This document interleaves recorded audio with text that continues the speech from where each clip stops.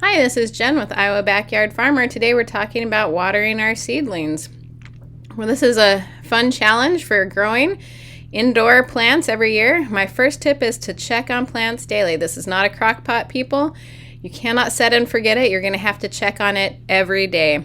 You might not have to water every day, but you'll avoid a lot of problems if when you're turning on your lights in the morning, you just go over your plants real quick and check to see how they're doing and what needs water and what might need to be changed. You might need to take a lid off of something. I'm going to look at the seeding germinating tray of parsley here and see if it needs to have the cover off or if it needs a little bit of water.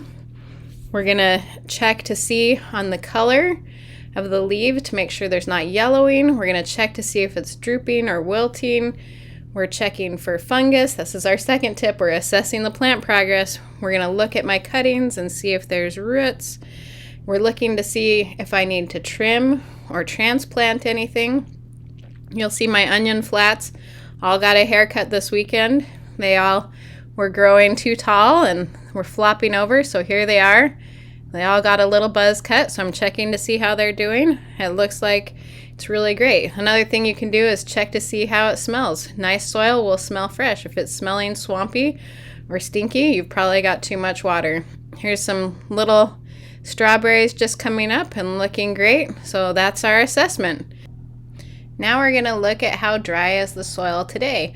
We're going to look at these trays, and you'll notice that in the middle here it's drier than on either end. These are in the same house, in the same shelf, on the same tray, and yet they're not drying evenly. Part of that could be the heating mats, or the airflow in the room, or the fans that I've got going on it.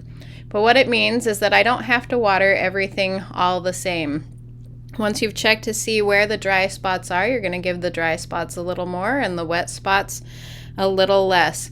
A lot of people want to bottom water, and that can be a good choice. I will recommend if you do that you only fill up that bottom tray 1/4 inch and let it absorb for a few minutes and dump out the excess.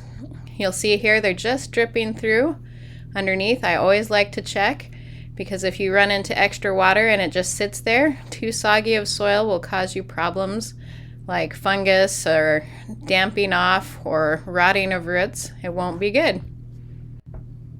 Different kinds of plants have different watering requirements.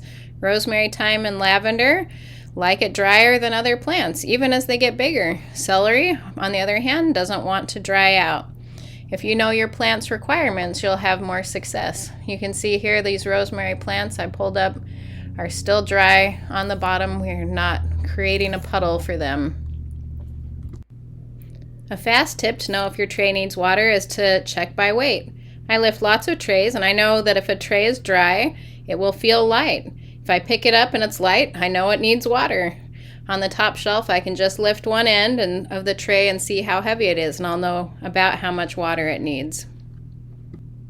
This tray is a good example of why I don't recommend bottom watering at the beginning. This lavender's just barely up, and the chives are really good and going. Those chives are going to absorb a lot more water than those seeds will, and you want to water accordingly.